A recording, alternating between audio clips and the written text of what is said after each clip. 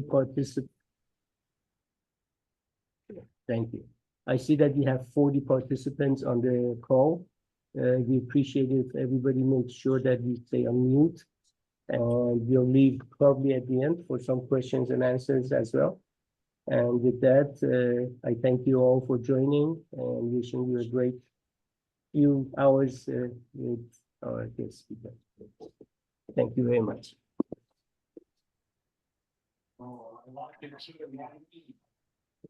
Hello, everyone. Once again, if you can mute your phone, if you are not muted, please. Thank you.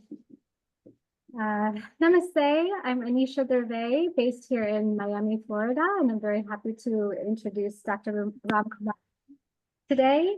I know some of you are joining from all over Florida, different cities. Maybe you're members of the Ayurveda Association of Florida.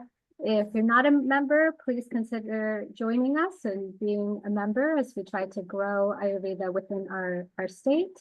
And some of you are Ayurvedic practitioners, maybe from other parts of the country, joining us. So welcome, everyone. We're very happy to have you. For those of you who don't know, Dr. Ramkumar Kutty is a lifelong student of Ayurveda and other traditional Indian knowledge systems. He's the founder and director of Punarnava Ayurveda, an institution committed to universal well-being through authentic Ayurvedic practice. He's an internationally renowned speaker and a global advocate for authentic Ayurveda. He's dedicated over 30 years to promoting wellness through ancient Indian practices. Some of you may know Vaidyagrama is a famous Ayurvedic eco-village in the outskirts of Coimbatore in South India that offers classical Panchakarma treatments. They see patients from all around the world. They set up free clinics in villages, offer free meals and summer camps for children. I was lucky to go visit there a little bit over a year ago and was very impressed with their grounds and their campus and their wonderful team of Vaidyas there. So we are truly blessed today to have Dr. Ramkumarji visiting us here in South Florida to share his knowledge with us. So with that, I will go ahead and introduce him and have him come join us.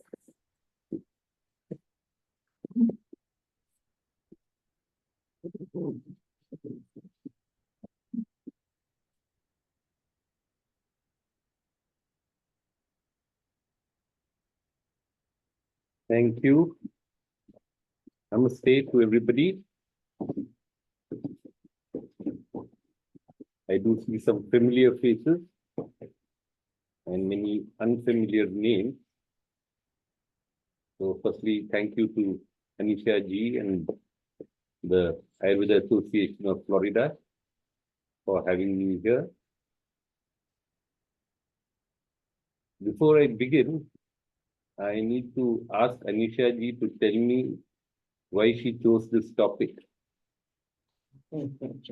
She has asked me to speak on Ayurveda and epigenetics. And I have no clue what epigenetics is.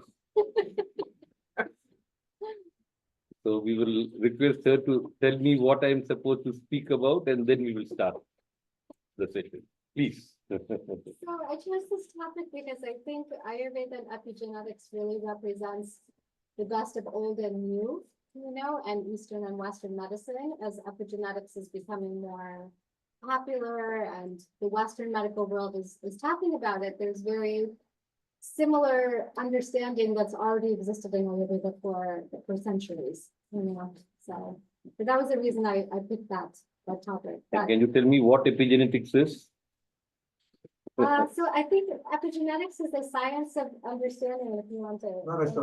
Layman's language. It's understanding that our genetic code, when we talk about whether we're influenced by genes or by lifestyle, it's this understanding that our genetic code can be through our consciousness, through our behaviors, through yogic mindsets, etc. We can affect our DNA. We can affect our genes, we can change our health outcomes. So that's my... Yeah, so in layman's language, I call it, you can't blame your your forefathers anymore. Because people say, oh, I have diabetes, I can't do anything. Well, yes, you can do something. Don't blame your genes or your parents. That's my take on it. That's a good summary. Did all of you hear that? And does anybody else want to share what epigenetics is all about? We didn't hear all of it. In layman's first words, you can no longer blame your forefathers for what is happening to you now, is what I am told is epigenetics. Anybody else has any take on this word, epigenetics? You know, many years back, yes, IVG, go ahead. Well, I was just going to throw in my 2 cents in a not very well-educated context of the term, but I guess I've thought of the term as saying we can say our genetics is directly leading to XYZ outcome that I might be experiencing in my body. But epigenetics is pointing to all of the places where we have control over how those genes, how that expression is coming forward in my actual lived reality. So that while I might say, oh, it's just my genetics, as if, like the gentleman said, I might be blaming my forefathers, I think epigenetics is saying we have responsibility and the power to make changes to the expression of our genetic code and how it might actually show up in my lived reality. That's been my understanding of epigenetics. Thank you. You know, many years ago, almost 25 years back, I was invited to speak in one of the premier medical schools in India when I was just a few years out of Ayurveda school. And I was frightened. I said, how do I face, the Western medical students? And so I requested one of my teachers to go and speak instead of me. And he went and spoke for 3 hours, came back. He thought he did a good job. But the next year, again, they invited me. Again, I was scared. I said, I'll ask the same teacher to come. They said, no. Then I requested another teacher to go. He went and spoke, came back. The third year, again, they invite me. So now I had no choice but to go. And I went. And as I entered the hall and saw 400 medical students and doctors sitting there, I decided that I will not speak one word of Sanskrit for those 3 hours. And then I spoke, answered questions, used the language that they wanted, and the session went on for 4 hours. And they said, if this is what Ayurveda is, then we totally endorse it. And I replied, I have done a disservice to Ayurveda by speaking this language. I spoke this language only because you rejected the more authentic version of Ayurveda that my teachers presented the previous 2 years. And I won't be speaking this language ever again. That was a commitment I made to myself, that I will not speak the language of Western science ever again. And then here I am, agreeing to speak on Ayurveda and epigenetics. I had not looked at the topic till a couple of days back. But that's okay. I can speak on the Ayurveda side of epigenetics.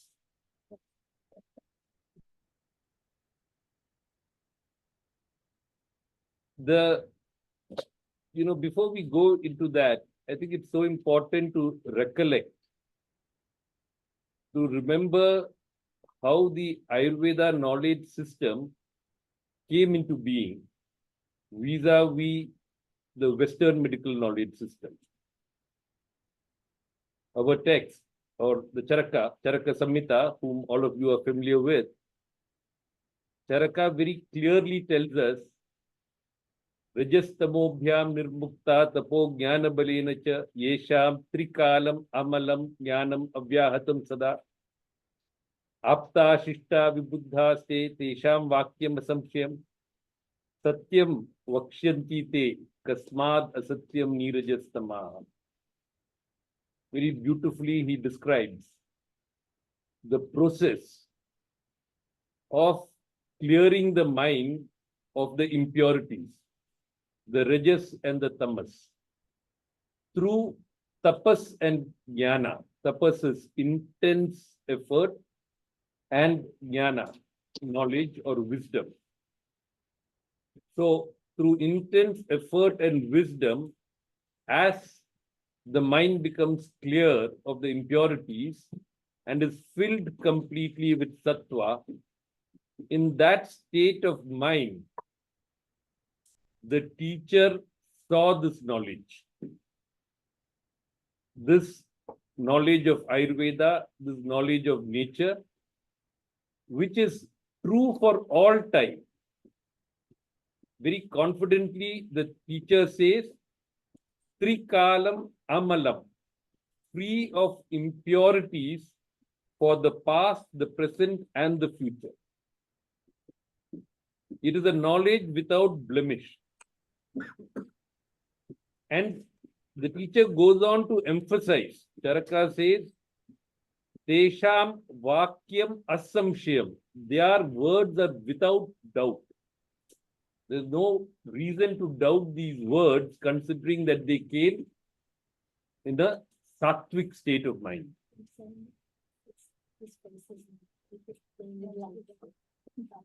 That's okay.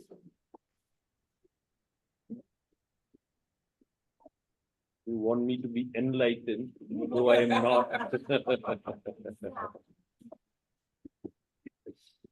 So the teacher again goes on to say, Satyam Vakshanti, that we speak the absolute truth.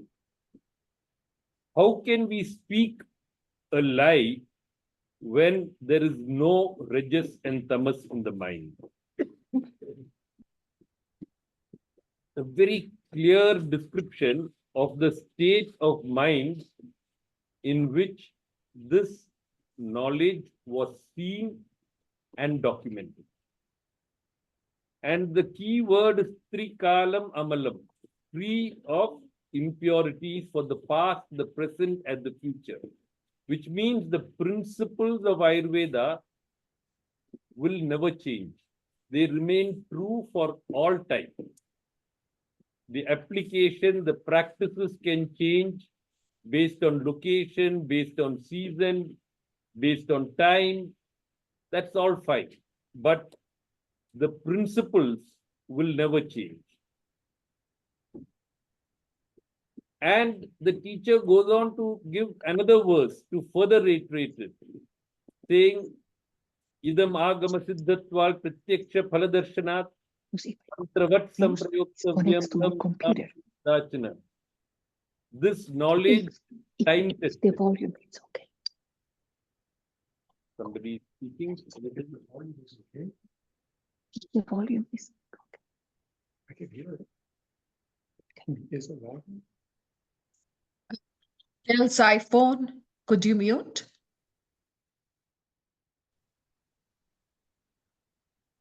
If you are not muted, can you please mute so that we can hear the speaker? Thank you all. You're not the host, so you cannot mute them. Okay. But I will leave that message. So the next verse tells us that this wisdom is time tested. The results have been seen. So even if our logical mind is unable to understand it fully, use it as a mantra. it will surely work. Whether we understand it or not, we can confidently use it because it was conceived in a state of mind that cannot go wrong.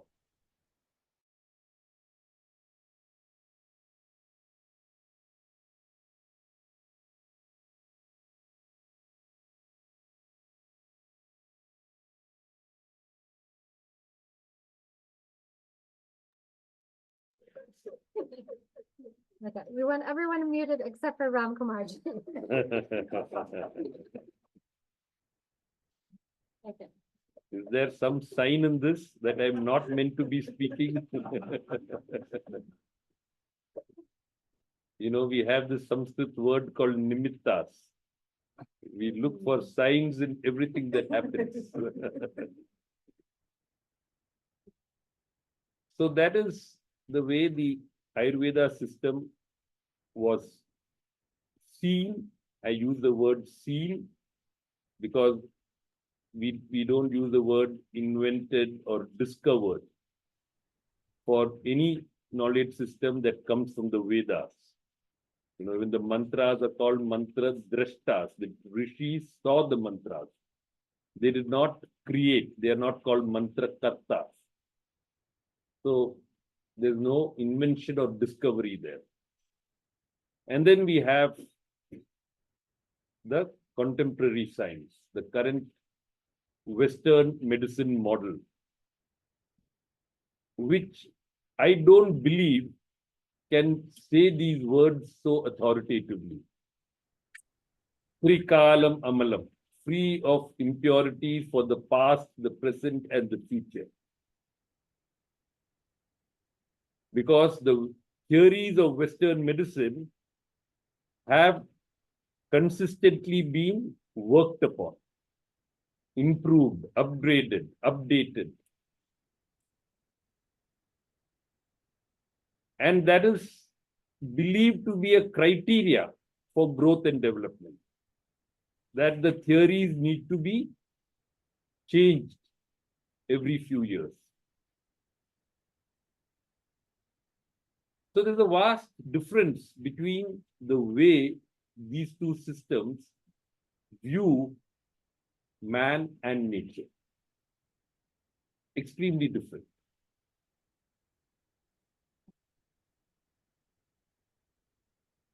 It is so important to recognize, you know, this morning I asked somebody, what is epigenetics? And they told me that you can loosely say that, you know, when you look at RNA, not the DNA, when you look at RNA, mRNA is Vata, tRNA is Pitta, and the protein is Kapha.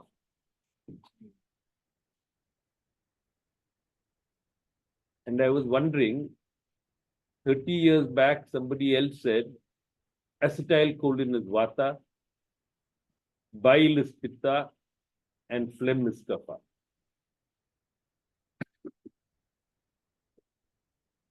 Is it a good idea to even make these correlations?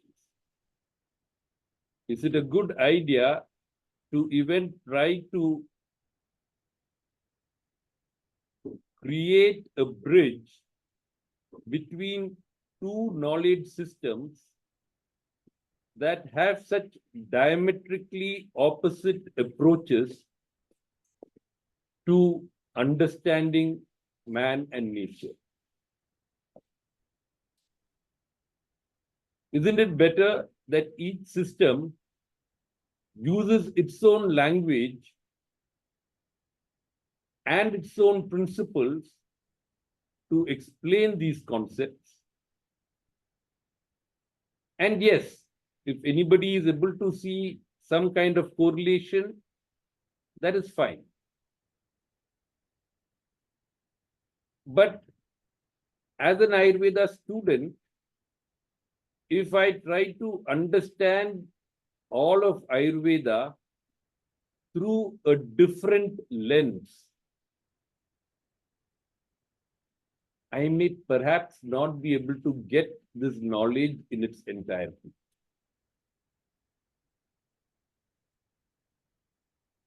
So with this introduction, I think we can still talk about what Ayurveda thinks in terms of disease causation, because epigenetics is trying to help us understand that, is what I understand, is what I believe, that at a deeper level, from the more superficial causative factors to understand the pathophysiology of disease from a deeper level.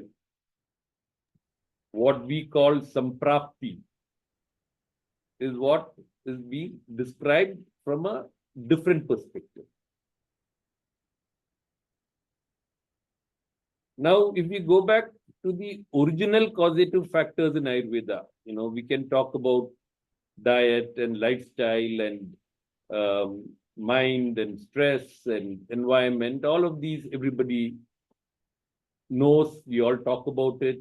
Ayurveda, most of you are Ayurveda teachers and students. We know about the 3 levels, asatmendriyata samyoga, that is improper connect between the senses and the sense objects, intellectual error, time, all of this is spoken about in great detail.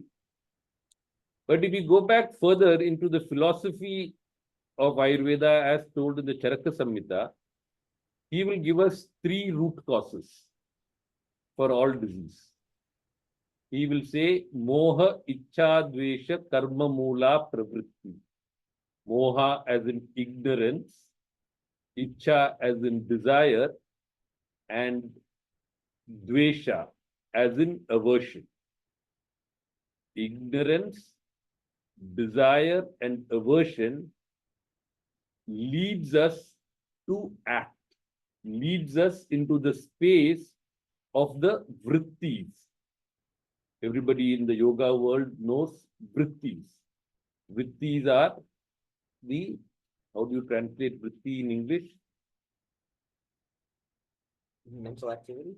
Mental activity, maybe turbulence.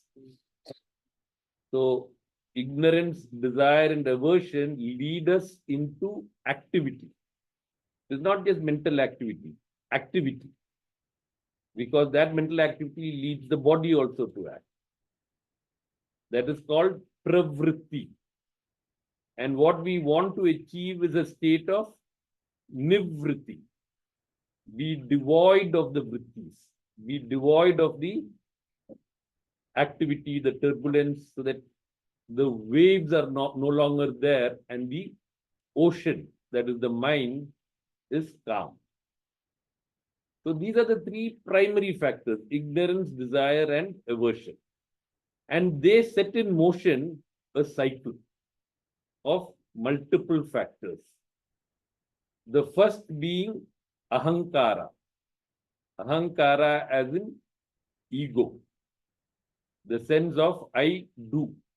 I am the doer. As I believe, or as I begin to have that belief that I am the doer, I become more and more attached to that idea, sangha. These days we use sangha in a very positive frame, which is nice. Satsanga is nice.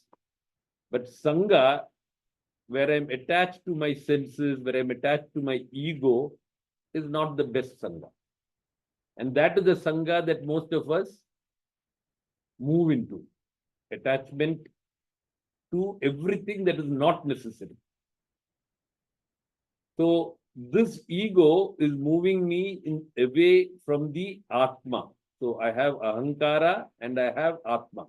Atma is the real I. Ahankara is the false I.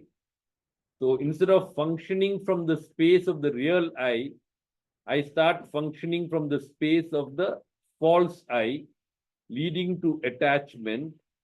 And the more I am attached, the more my mind is filled with samshaya or doubt. I start doubting my own thoughts, my own capacity, my own ability. The clarity starts getting clouded. These days we use the word brain fog, which is very commonly used. And one of the reasons for that brain fog is this external movement, where I'm moving further and further away from the Atma. So, ahankara, sanga, samshaya. Next two words again relate to the ego, abhisamplava and abhyavapata, which are, I start believing that I own. So I own my car, my TV, my wife, my husband, my child, my house. I start developing this high level of possession. And total identification with the body. Abhisamplava and abhyavapata.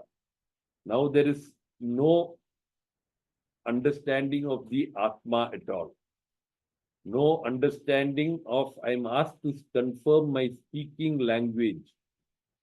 Because I'm speaking in Sanskrit, I think.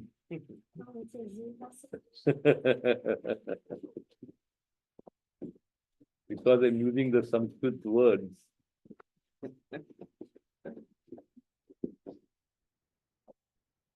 Okay. So, ahankara, sanga, samshaya, abhisamplava, abhyavapata. I own and I am the physical body. And the identification is complete at this stage. Now, because I am completely distant from the Atma, my discerning ability is no longer there. Aviveka. I can no longer discern between the good and the bad, the real and the unreal, the true and the untrue. It's all hazy. I don't know what is good for me. And I also develop a state of mind where it is called vipratyaya. I start thinking negatively.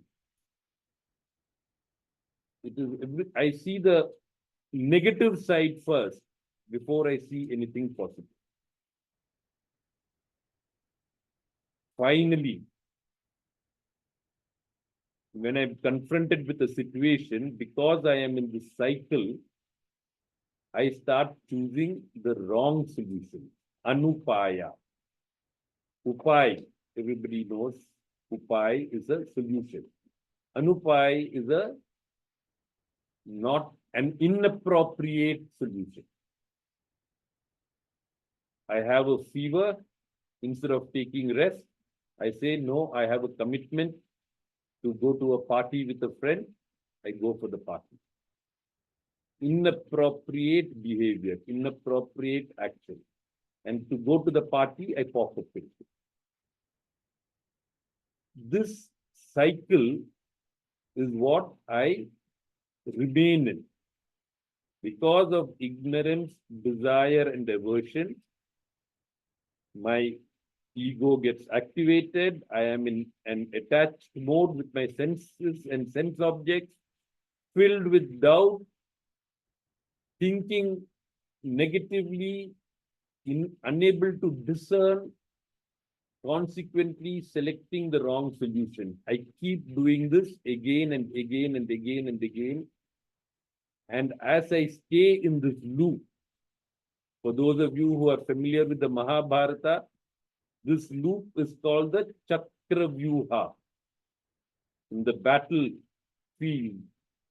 the Kauravas, the antagonists, create a battlefield formation which is easy to enter but difficult to come out. That Vyuha is in the mind. This formation is in the mind.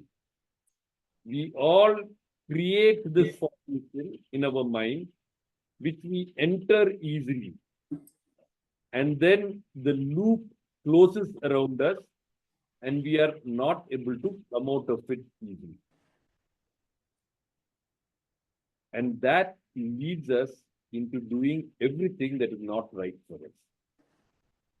That is what leads us into the inappropriate connect between the senses and the sense objects, the intellectual error, what is the third one? Not using time well, doing the wrong things at the wrong time or at the wrong age, wrong diet and digestion, lifestyle, behavior, creating stress for ourselves, damaging the environment. All of this is happening only because each of us are stuck in this loop. So Ayurveda is teaching us again and again, not about temporary solutions, but about more deep-rooted solutions. How do we get out of this loop? We can take medicine. We can, when I spoke to this morning, he was telling me curcumin can work at the epigenetics level. Ashwagandha can work at the epigenetics level. It can lead to histone modification and, whatever. I don't know those words. But is that what we want? Or do we want to think deeper, gain insight, gain clarity about where we are, and engage in more long-term solutions, which will enable us to come out of the loop on a more permanent level? Because even if we come out temporarily by using some herbs, by doing some treatments, we can easily go back into this loop without any effort. Entering the loop is effortless. Coming out of the loop requires tremendous effort. And that is a daily effort, a persistent effort, a patient, consistent effort, which is what Ayurveda talks about beautifully in Dinacharya, daily routine. If we are talking about epigenetics, we have to talk about daily routine. Because the daily routine can change the genetic expression. The Ayurveda text did not use any of these words. But because they are rooted in the principles of nature, they have already spoken about. And Dinacharya, Dina means daily, Charya, practice. The word Achara is related to this. The word Acharya is related to it. Acharya is the teacher who keeps you in the Achar. The teacher who will keep you in the practice. And Dinacharya is the daily practice. So the earlier we are able to create a daily routine for ourselves, which we adhere to largely, the better it is for us. Because that means we are working strongly with the mind. Merely meditating for half an hour is not sufficient to work with the mind. This work with the mind best happens when we are working with it from morning till evening. Through adherence to this routine, because the mind will not allow us to stick to a routine. We decide that we want to wake up at sunrise every day. We do it for 2 days. The third day, we believe that we have conquered the sun. And so we will take a break. We decide to eat when we are hungry. 2 days we do it, third day we will not do it. Every resolution that we take is typically broken by us. Yoga practice, we all start with the best of intention. By the end of the first week, or at least the second week, we start doubting the capacity of the yoga teacher. If not the capacity of the yoga teacher, we believe that the yoga studio is not sattvic enough. We find some reason to discontinue the practice. Am I right? What percentage of your students continue over 1 year? They come and they go. And it's the same with Ayurveda. The Ayurveda practitioner is not good, the medicine is not good, the diet is not good, the explanation is not good. The mind comes up with highly innovative reasons to discontinue any legitimately good practice that we try to inculcate in our lives. And that is happening only because of this loop, which starts with ignorance, moha. Now, this word moha means not just ignorance, it also means a curtain, a delusion, a deluded state of being. It is so easy for us to delude ourselves into believing that we are doing what is exactly right for us, when we are actually going in the opposite direction.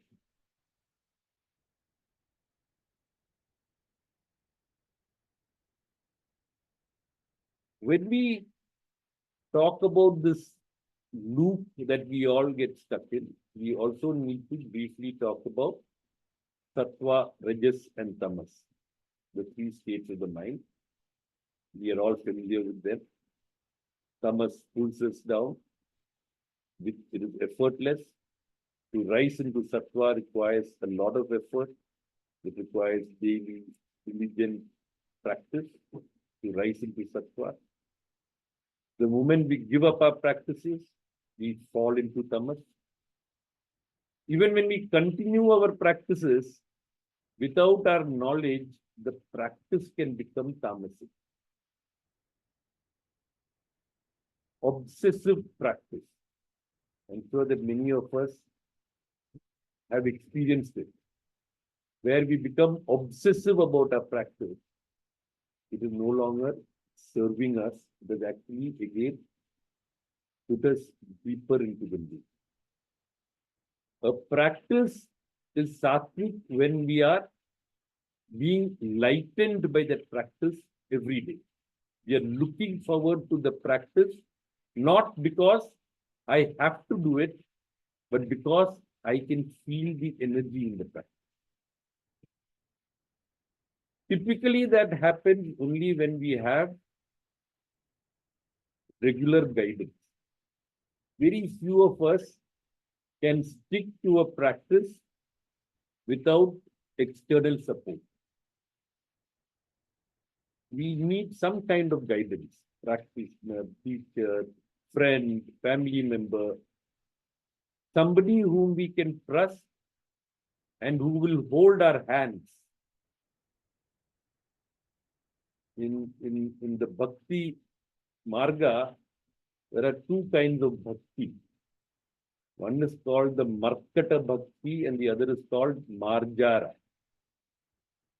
Markata is a monkey and Marjara is a cat. So, in Markata, you can be like the baby monkey who clings on to the mother while she jumps from branch to branch. You cling to your guru.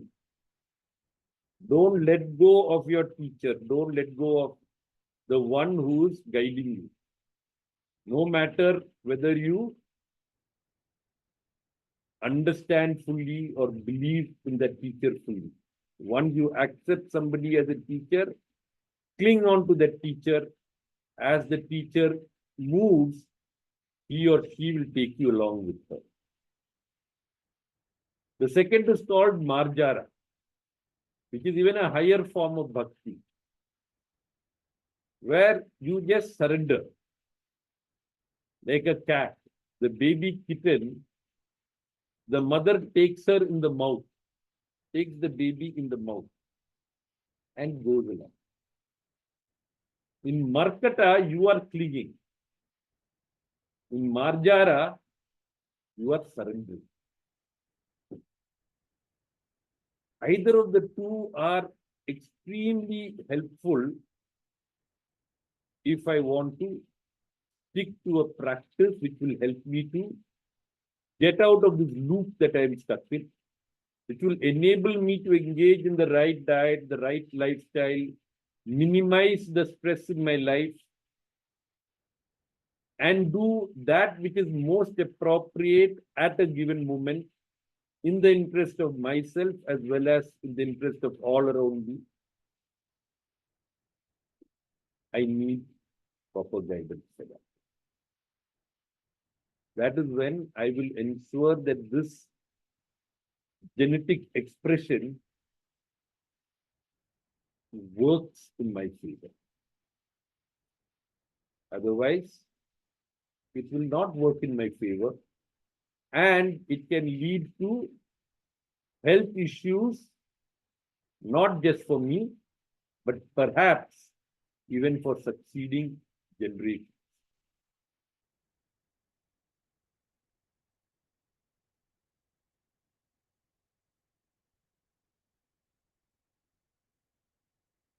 Are you all with me so far? Any questions? Any thoughts? Any suggestions? Any disagreement? We can have a conversation.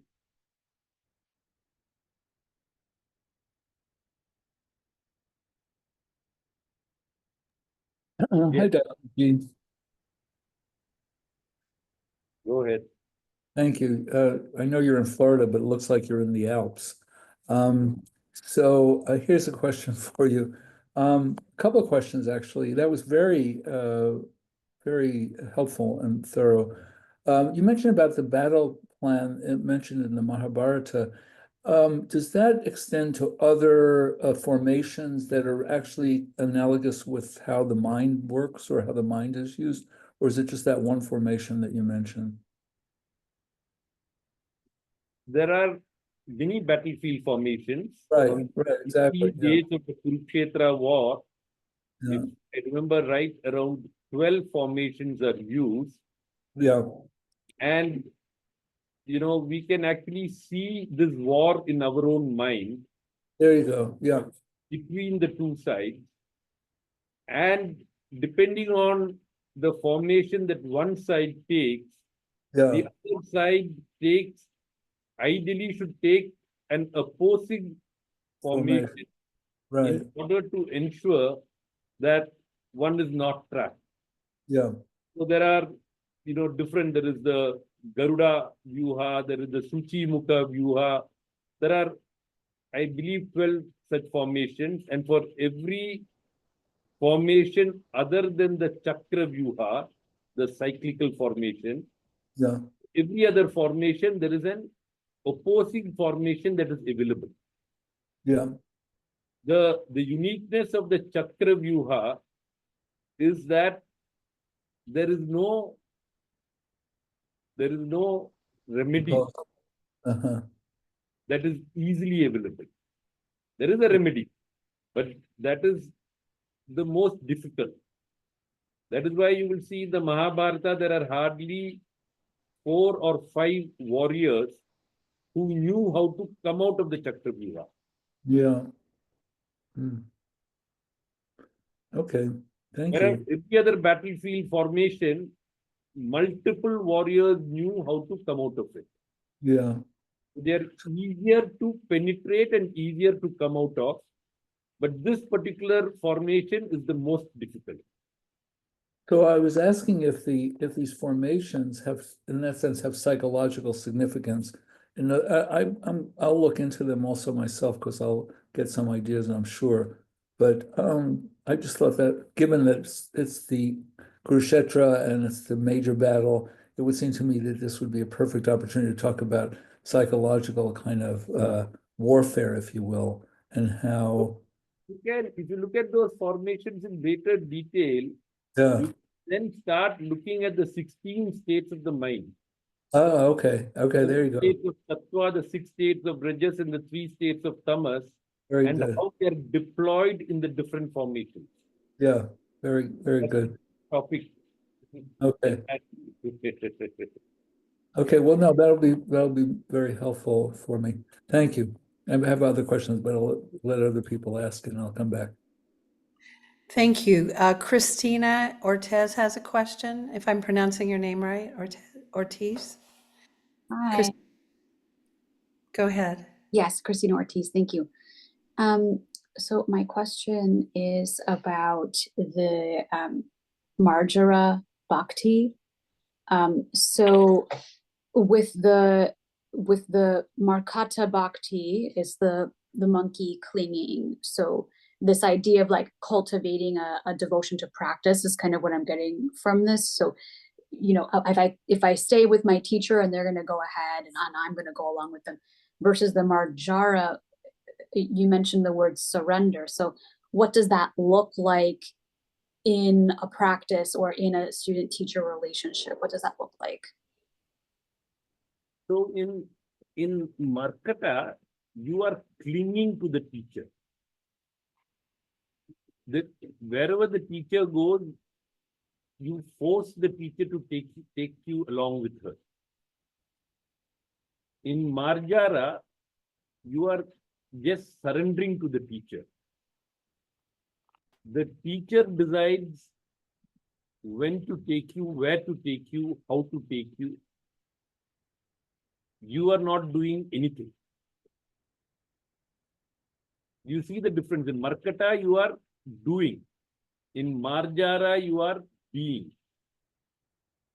That is the primary difference between the two. Thank you. Yes. Markata is more returning to the teacher and those two kind of extremes doesn't help with your development. But you also said the like obsessive practice is not necessarily a good thing. So would that kind of fall under obsessive practice, like the attachment to the teacher and clinging to what they're doing? So, did you hear the question? You want to come here and state the question so that everybody hears it? How different? You can come here, let everybody see you. How different is Markata from obsessive Louder, louder, we can't hear you. How different is Markata from obsessive practice?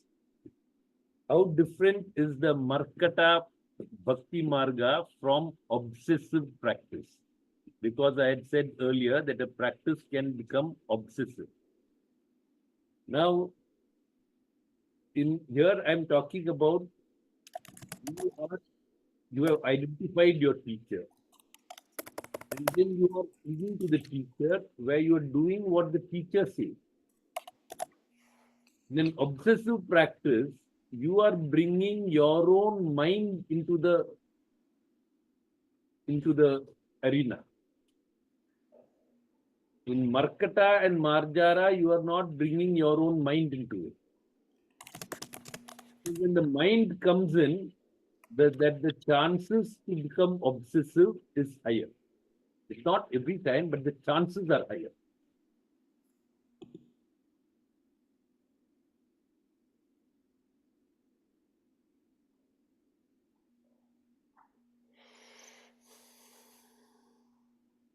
Any other thoughts?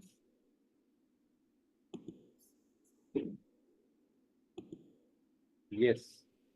I don't know how to raise the hands electronically, but I was thinking, I had a friend who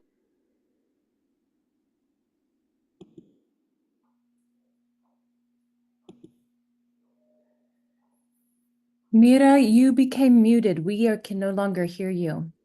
And Dr. Ramkumar, you are also muted. oh, Emma, can you hear me now? Yeah. Yeah, we can hear.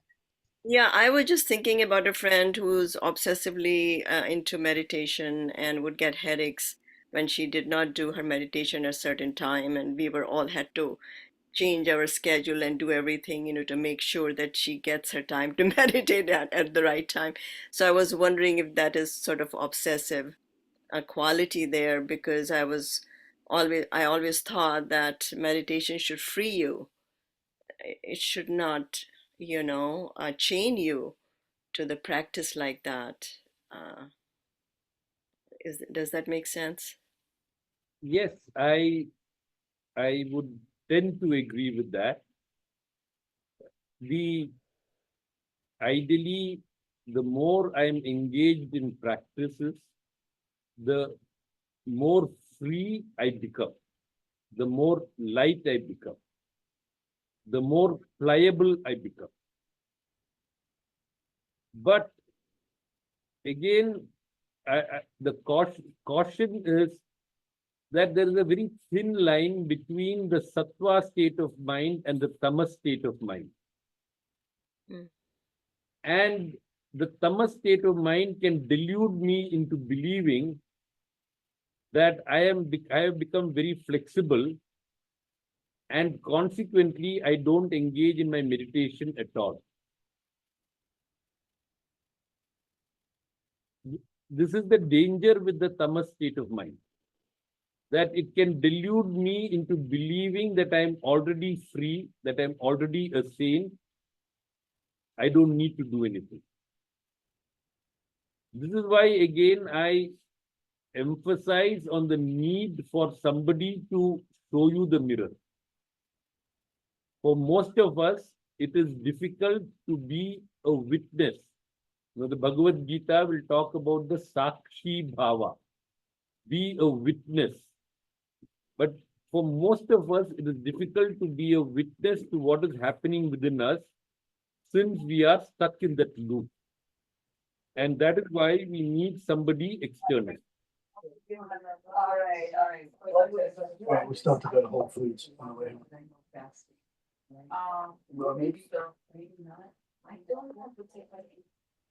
Hail Balizar, you need to mute your device.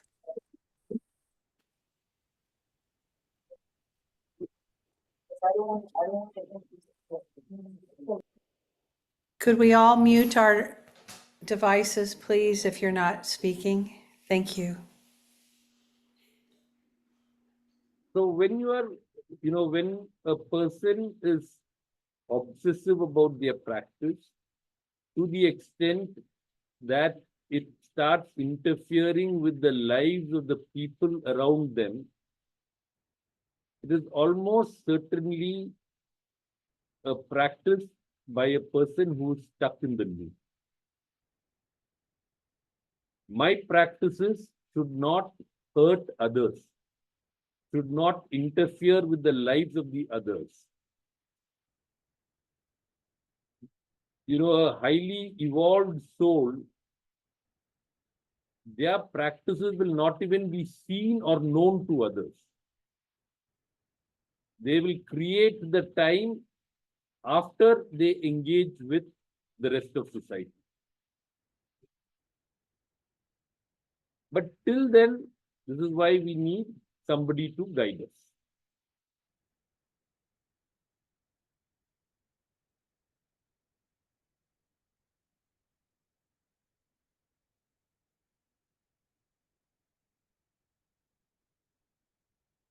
Do you think practices are meant to curtail social engagement or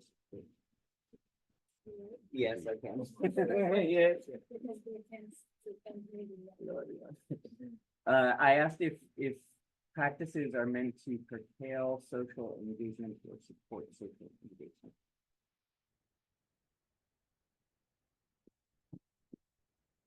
They are neither meant to curtail or support. When you are truly in the practice, you will, if there is a social engagement and you are available, you will take part. But you will not think about it, you will not desire for it, you will not make your plans around the social engagement. So, the more you become free in the mind, the easier it is to engage and disengage without being attached. Today, I plan for a social engagement. Practices will not, planning is also fine. But today, I think all the time about the party that is going to happen next weekend. Practices will take us away from that. It will not keep us so attached to the external world. But yes, if something is happening and I have the time, I go for it. I will, today in the Ayurveda world, probably in the whole world, the biggest topic of discussion is food. Healthy food. Everybody wants to talk about. I know I'm opening a Pandora's box because the moment we start food, a lot of questions will come. Generally, I see Amedia ji here. He has written so many books on food. But I have to say that the discussion around food has taken it to such a level that it is becoming obsessive. We are already planning what we have to eat tomorrow before we finish today.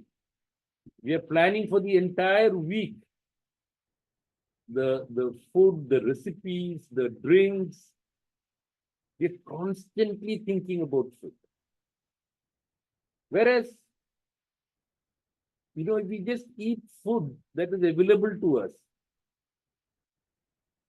in a prayerful state of mind, with a lot of love, and endeavor to make it as useful to us as possible in terms of what we eat. That is all that is required. Eating the right food in the right quantity, in the right state of mind, at the right time. And we all need very little food.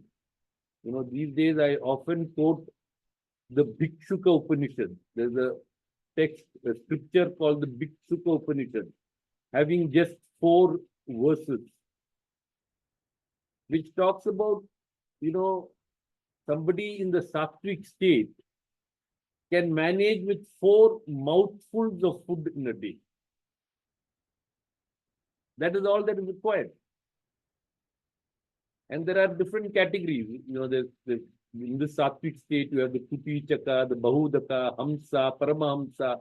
We're not going into all of that. But we are primarily looking for prana from the food. We are primarily looking for sattva from the food. If we get it, if we are not obsessive about it. Typically, Ayurveda yoga student at the dinner table these days start talking about how much of Vata, Pitta, Kapha is being increased or decreased by the food. When we sit down to eat, let us pray and believe that what is in front of us is good for us. We can do all the discussion before. In awareness, we can prepare the food. But at the table, we should be grateful for whatever is sitting there. It is so important. You know, the last 24 hours, my good friend here has been giving me food, which he says is not Ayurvedic. I have not said it. He gives it to me most apologetically, saying this is not Ayurvedic. Please. Okay, so I really wanted to thank Dr. Ramkumar ji for giving me the pleasure of his company for the last 3 days, and my younger brother Dinesh Patel, who brought him to Pine Lake Island where I am. And I love the first image he described. He cling to your guru like a monkey. So I'm clinging to him for the last 3 days. We planned immediately when I found out. I said, I'm coming with you. So that image is very clear to me. Doing, and that's where I am. But going into the being, the image of a cat and picking up the child is also very powerful. The only question I have, how do I find the cat? Where is the cat who's gonna come and grab me and say, hey, I'm ready to surrender, but I'm waiting for Mother Earth is my metaphor for cat. But if you have any ideas about the cat. And by the way, any of you want to come to Pine Lake Island, I'm giving you invitation now to this wonderful community. It's about an hour from Orlando. You're welcome to come stay with me, check it out the place. I plan to live there and create a well-being center, and I hope Dr. Ramkumar will keep coming back there and give us his blessings. Thank you. Again, I think it's about setting an intention and then staying with your practice. At the right time, the right person will come into our life. We don't need to go looking. I don't think any of our scriptures tell us to go looking. They only tell us to set intentions, strong intentions, which we nurture every day. Even 5 minutes every day, we nurture that intention and continue with our practices, whatever we have. At the right time, that mother cat will come into our life. Thank you.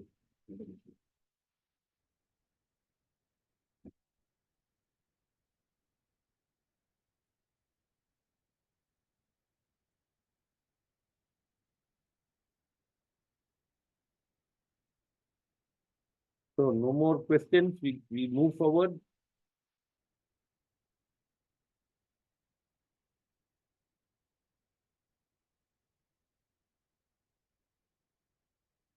What is the name of the community that he was talking about?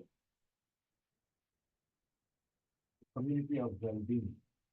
So it is called Pine Lake Retreat, isn't it? Yeah. The particular place is Pine Lake. The particular place is Pine Lake Retreat, around 1 hour from the Tampa airport. And the name of the community is Community of Well-being. The name of the community is Community of Well-being. It is located on around 300 acres of land. And Just ask for Dinesh Chandra at Pine Lake. Dinesh Chandra at Pine Lake Retreat. He is endeavoring to build a community of well-being.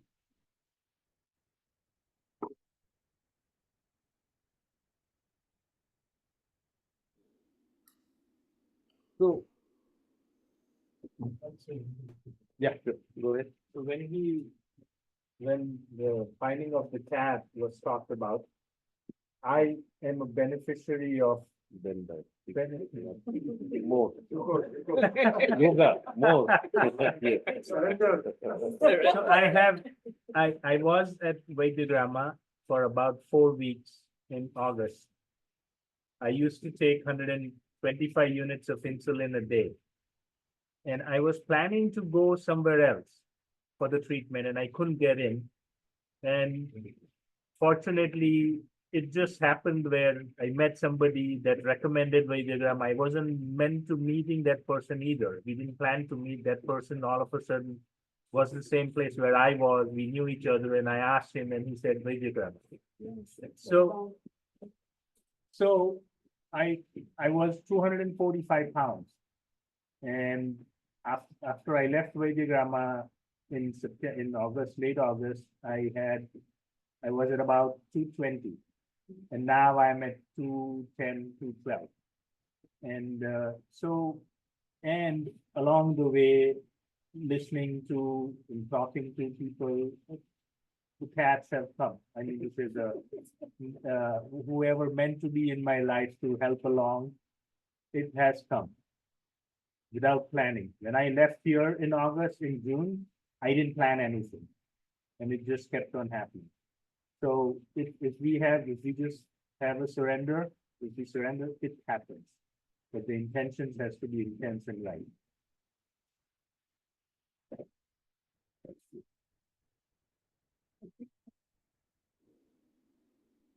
So I'm only on metformin now. My 125 units of insulin have gone since August per day.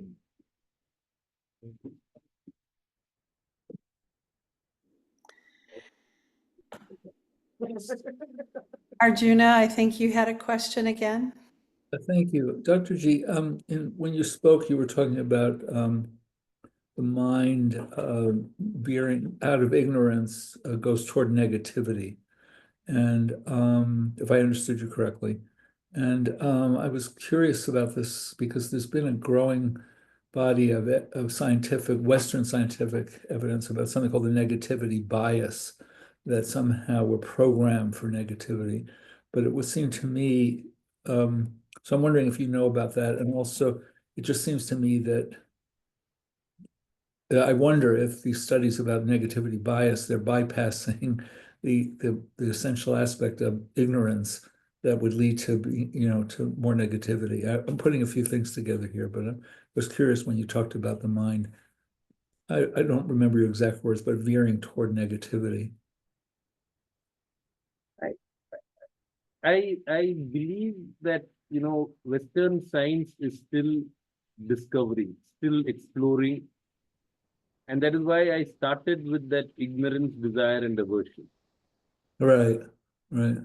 As being the root of this whole loop that we are getting into. And this is, when we say epigenetics today, I think we are already moving into pre-genetics. Earlier, there was eugenics. There are, it's continuously moving. Right. Yesterday, I believe the mRNA vaccine of Pfizer, there's something new that has come up. I don't know exactly what it is, but there is some new information that has come out about mRNA. It is a continuous exploration, discovery, negating the discovery, a new discovery. This is what is happening. And that is why it is so important to understand how the Ayurveda wisdom was documented. Sure. From another perspective, the teacher will write Brahma Smritva Ayusho Vedam. Brahma, the creator, remembered Ayurveda. They don't say he created Ayurveda or he discovered Ayurveda. They only say he remembered Ayurveda. And that is very significant because this knowledge is there all around us. It has always been there, will continue to be there. But only in a sattva state of mind are we able to partake of access. Access. And that side of knowledge is more permanent. So yes, negativity is a small part. You look at that whole process, that ignorance, desire, and aversion leading to the sense of the I, leading to doubt, confusion, brain fog, inability to think clearly. It is at that point that I start seeing the negative in everything. Yeah. Sure. So ignorance, I've understood ignorance from your teaching and from what I've learned about is the ignorance of the oneness, of the indivisibility of everything. Am I right on that? Is that what we're talking about? Right. So once you separate out from that, then you're going to get into raga dvesha because you think you're controlling everything when actually you're not at all. So I see what you're saying, right?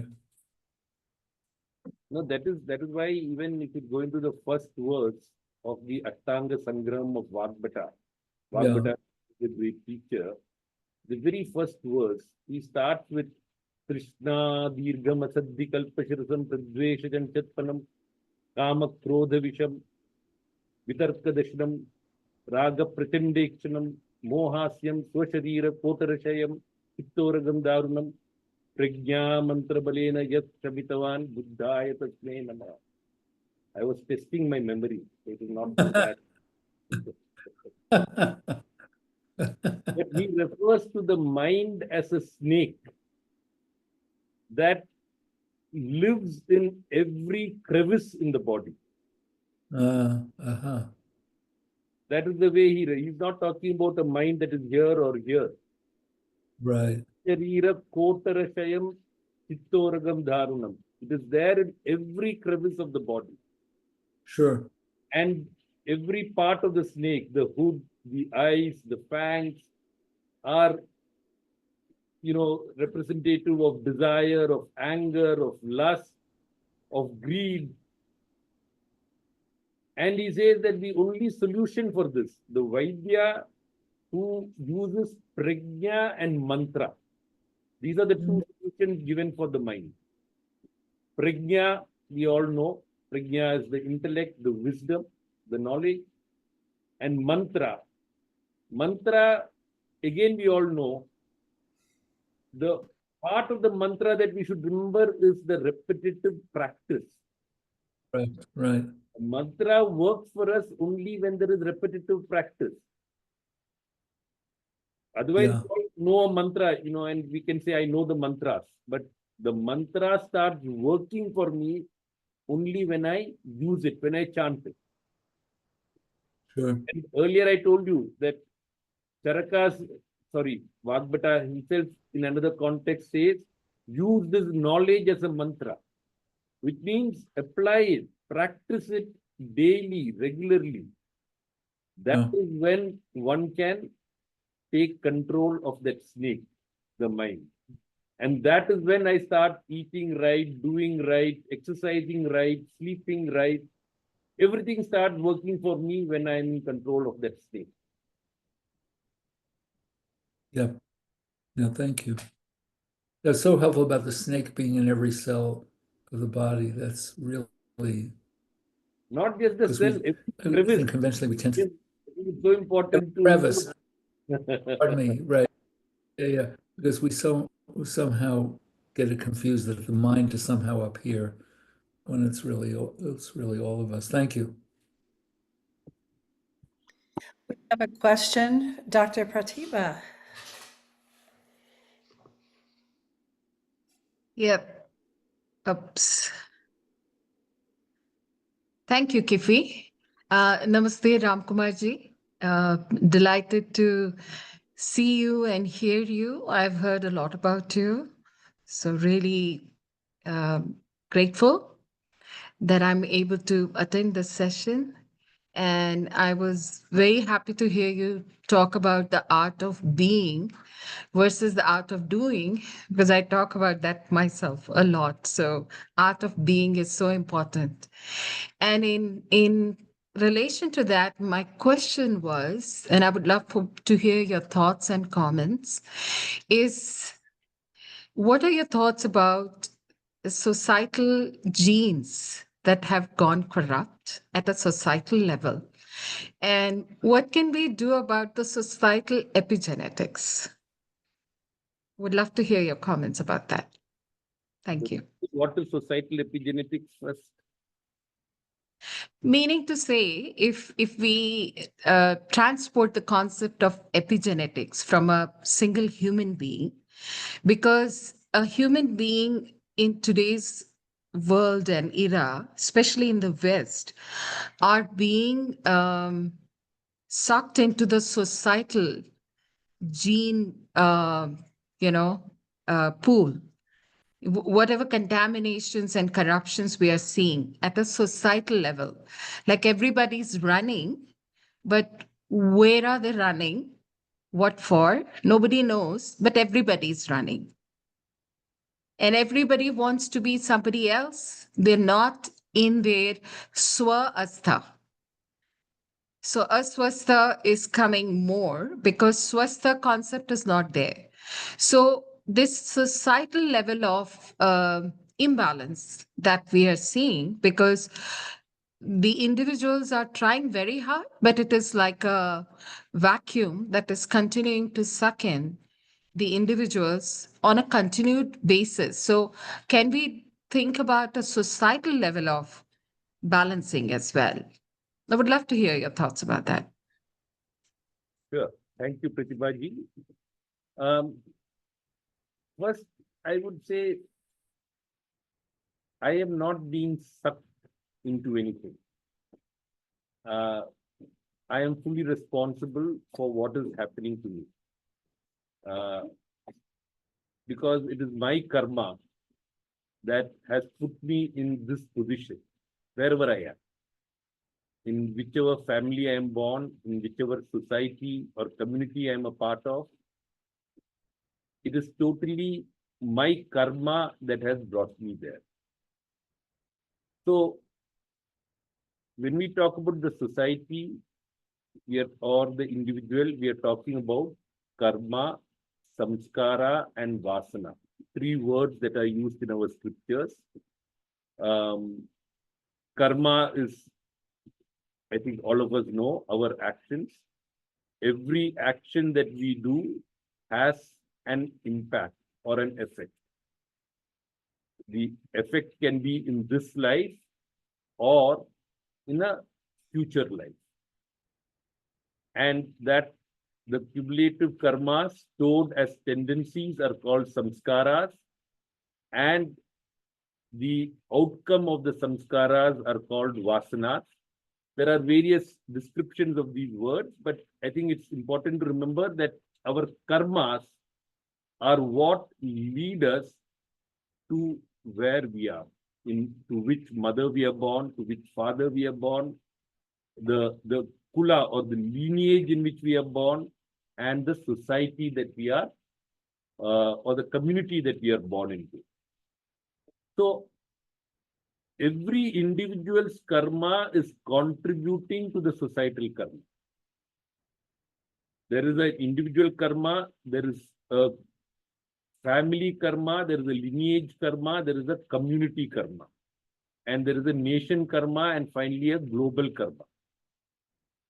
Every drop of water, every individual is a drop of water in this whole karmic cycle. And hence, the correction begins with me. When I talk about swastha or sukha, sukha is another word for health. Sukha is good space within me and around me.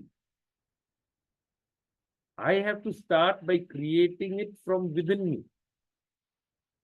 And as I create it within me, which means that the more I stay outside that loop, that impact, the influence can extend to people around me. And that is how we start building a larger group of people who are staying outside that loop. We must remember that we are in this period of time that is called Kali Yuga. In Kali Yuga, it is all the more difficult. You know, there are the 4 time cycles, the Satya Yuga, where Sattva is all dominant. You know, everybody is clear of Rajas and Tamas. And then with every succeeding Yuga, the Treta, the Dwapara, and the Kali, 1/4 is reduced. So if it is 100% Sattva in Satya Yuga, it becomes 75% in Treta, 50% in Dwapara, and less than 25% in Kali. Which means this time and age is naturally inclined towards the Rajas and Tamas, towards being deluded, towards doing the wrong things. And how did we reach this particular time and age? It is through the karma of many time cycles of many people across many time cycles, because Ayurveda tells us that there is a theory called Svabhavo Paramavada, which means we all have to go through the cycle of existence, birth, growth, maintenance, decay, and death. Every cell in the body goes through the cycle. Every thought in the mind goes through the cycle. The society goes through the cycle. The universe goes through the cycle. So we have to gradually go through the cycle. Kali Yuga is the end part of this 6-stage cycle. What we can do within this Kali Yuga is minimize the karma that keeps us in the negative part of this cycle. And as every one of us endeavor to improve our own karmas, the societal impact of Kali Yuga will be reduced considerably. But what we are seeing largely is the opposite. That the Rajas and Tamas that comes with Kali Yuga is easily influencing the greater majority of the global population. And consequently, it is very difficult for us to just be or stay with our practices or take responsibility for our being. Very small percentage is actually able to do that. The greater majority are unable to take that responsibility. So I think the first thing is to recognize that my karma is contributing to society karma. And if I recognize that, I will start working on myself to begin with. That is where the change begins. It is easier to work on changing myself than trying to change society. And if multiple people start working on internal change, the external change will become more visible.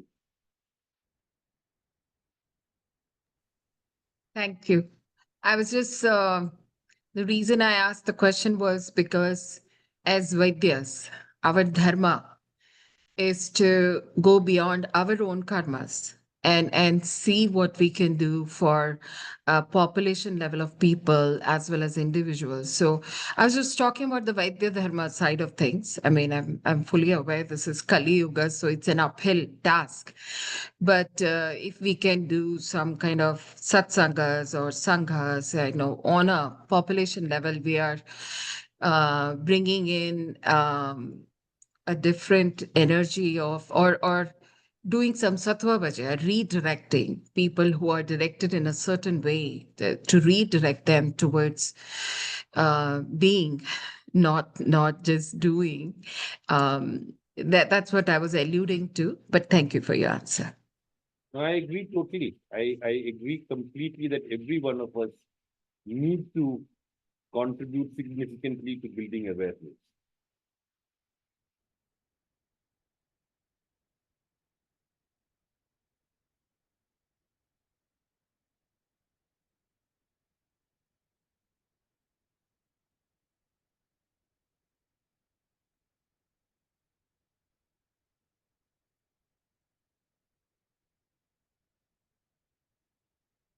My BIG, let's hear from you. You're not opening your mouth today.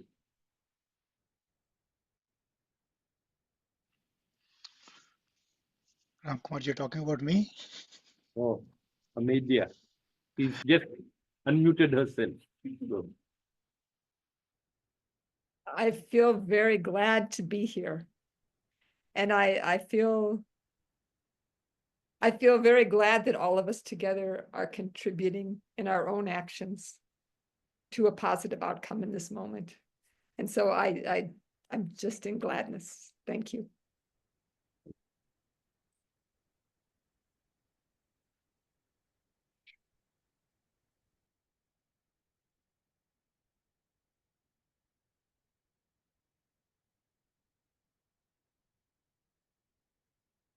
so if there are no further questions, I would like to just go back to one small topic, just reminding all of us, we all know it as Ayurveda and yoga practitioners.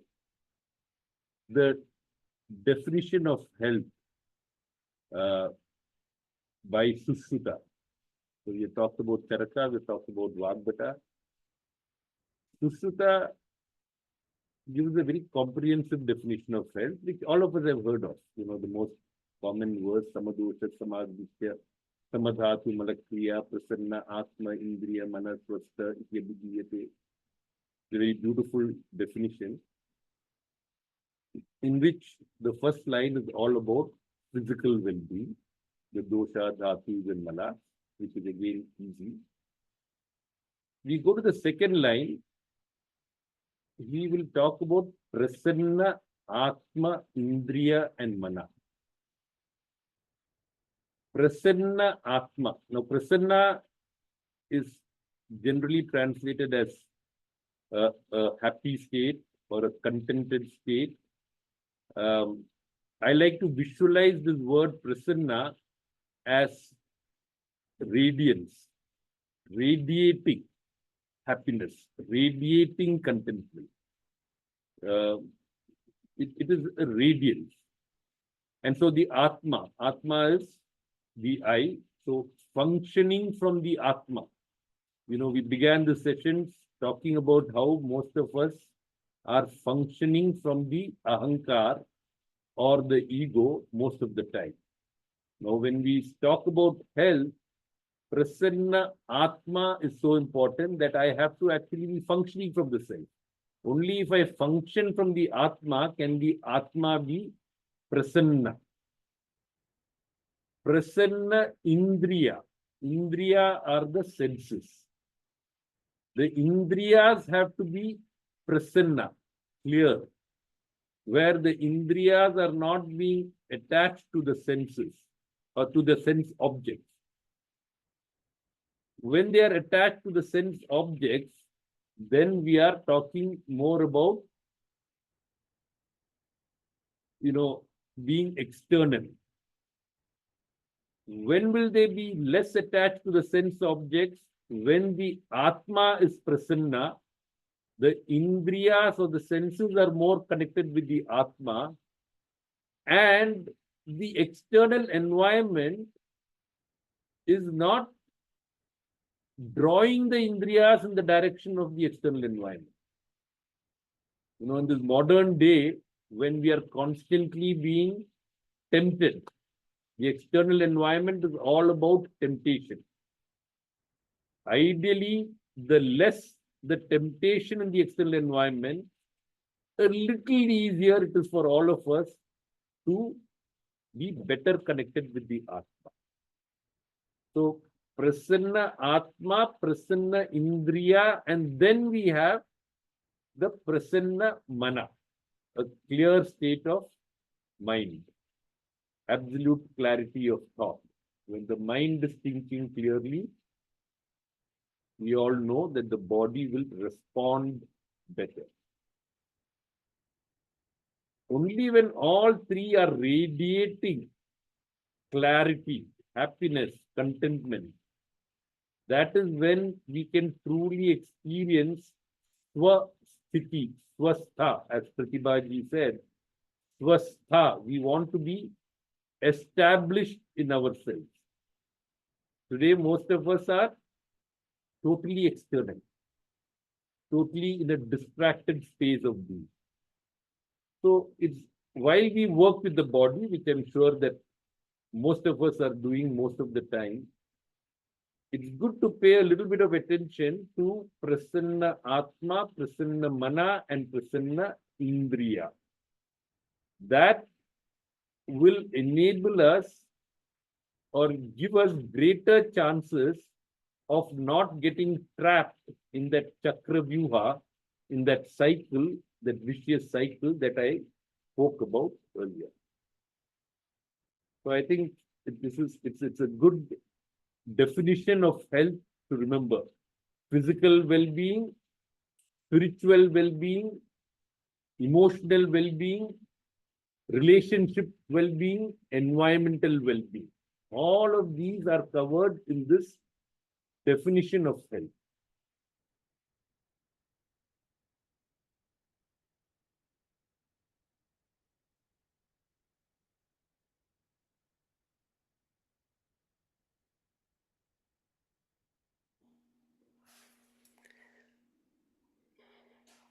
Are there any other questions, There is, comments? Even after practicing and practicing, go down, go down, go down. most of the time, even after practicing and practicing, we are always trying to please the mind and please the indriyas. So that is why in Ayurveda we talk about temporary and more permanent measures. You can, in any context, we can look for temporary results or long-term results. So in Ayurveda also that temporary result is provided for, like pain relief is a temporary result. But preventing that pain from coming back is the long-term work that we do. So many times we are trying to look for temporary happiness of the mind and the senses, which will disappear the next day. While that is fine, instead of getting trapped in it, if we can refocus ourselves on the long term, we will actually do much better for ourselves. And that is why in Ayurveda, we always say, Ayurveda is long term. When we address a health issue, when we address the body, the mind, we are always thinking long term.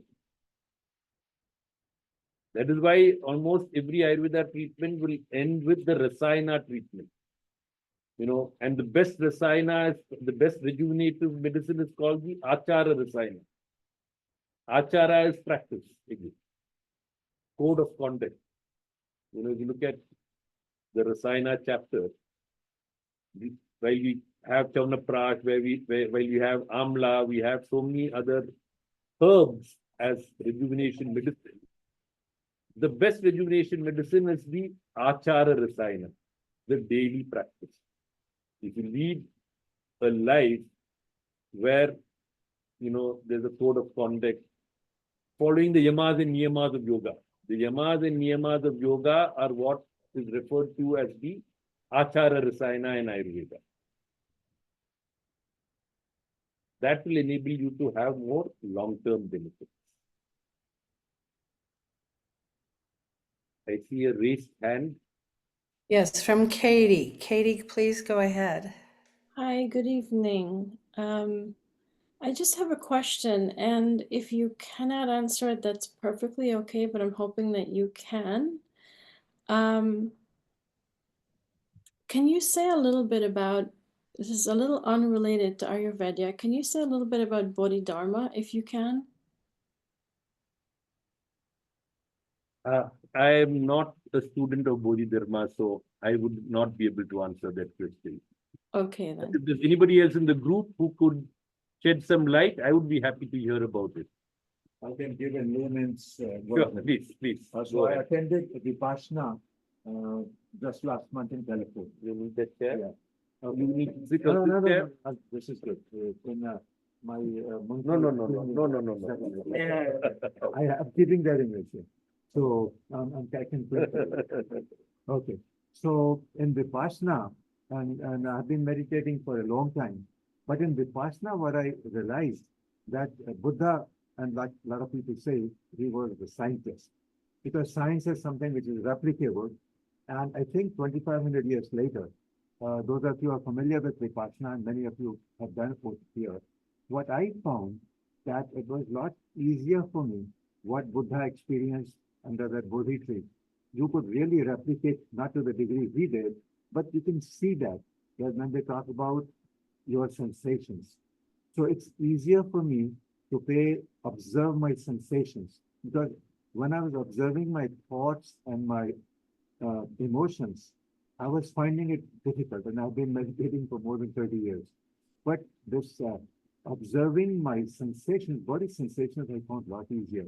And that was the key thing, I think, what Buddha, what I understood from S.N. Goenka's version in Vipassana, that if you focus on your sensations when you're meditating, and then you observe them, and that's how Buddha was able to attain enlightenment after 55 days.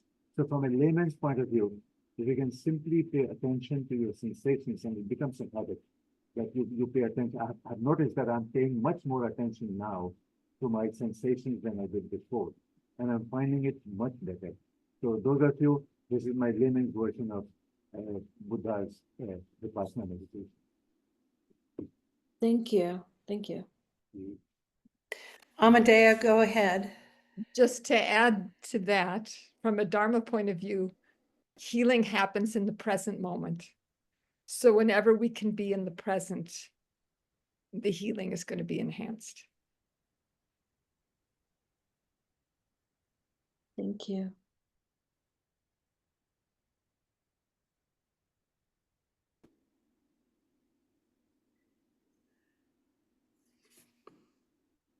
If there aren't any other comments or questions, I think we'd all would love to thank you for being our speaker for this evening for 2 hours almost, which is a jewel and a gift. So thank you very much. We've been putting information in the chat that everybody wanted. Hopefully we have everybody's email address so they get credit for what they needed for PACE, for NAMA, or anything else. So Dr. Pratibha has her hand up, so go ahead, please. No, it was a clap sign. No, Oh, not this. It was this. Sorry about that. like this, but it was this. This. There is another hand up, though. It looks like a hand. Sukwabi?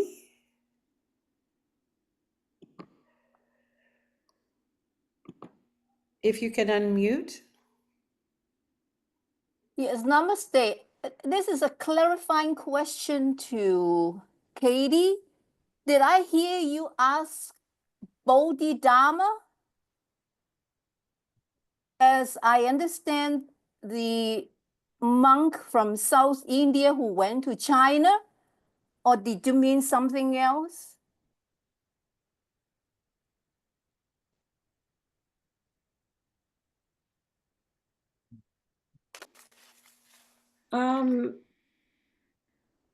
Either way, I did mean the monk, yes, but I think the question was answered because that monk did, I guess, influence the Buddha, and so in a roundabout way, yes, that question was answered. Thank you. Okay. Yeah, it's interesting because he was born after Buddha. So, yeah. So, well, anyway, I'm glad your question is answered. Yes, he was. Yes, it was answered in a roundabout way, and absolutely. Thank you for pointing that out. Thank you.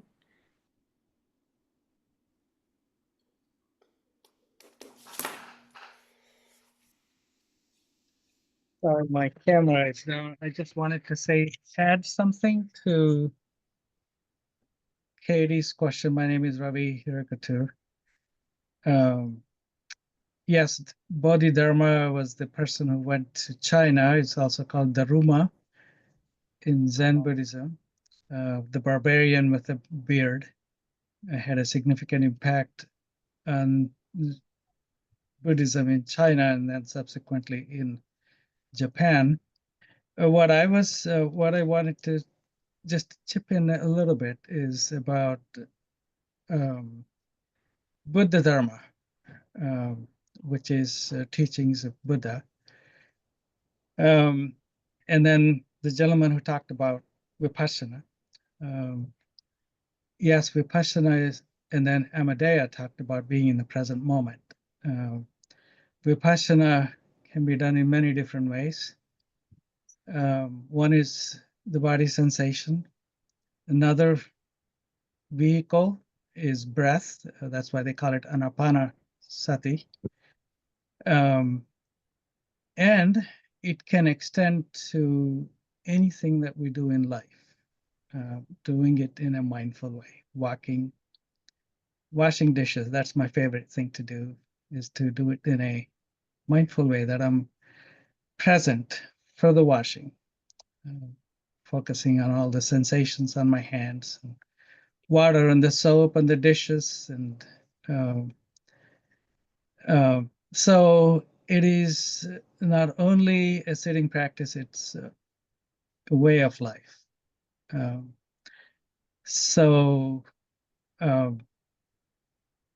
I am grateful for this talk. It was wonderful. Dr. Ramkumarji, thank you very much for your wisdom. And Anisha, thanks for bringing me in. I'm in Wisconsin, Madison, Wisconsin. And thank you to all the members who are participating from Florida. It looks like a wonderful group. Thank you very much, everyone, and hopefully we can repeat this and build further our community of Ayurveda. Thank you, everyone, and peace to everyone, love to everyone.